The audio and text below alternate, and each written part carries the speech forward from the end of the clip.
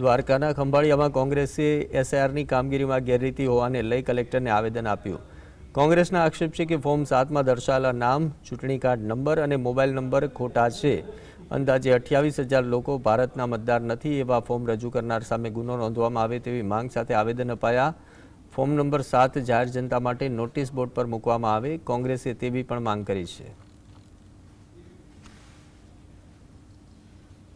हमारी पास जो form number 7 आया है ये अमे चेक कर्या तो एमां नाम खोटा है, मोबाइल नंबर खोटो है, चूंटणी कार्ड नंबर खोटो है, नीचे कोई सही करी नहीं अने तेम छतांय प्रांत अधिकारी आ फॉर्म स्वीकारी लीधा है। त्यारे आजे अमे द्वारका कलेक्टर श्री ने रजूआत करीने कह्युं छे के द्वारका जिल्लामां जेटला खोटा फॉर्म रजू थया छे ए तमाम सामे फौजदारी राहे कार्यवाही करवामां आवे अने प्रांत अधिकारीए जे रीते भाजप भक्ति देखाड़ी छे एने कह्यो के भाजपनो खेस पेरी लीए।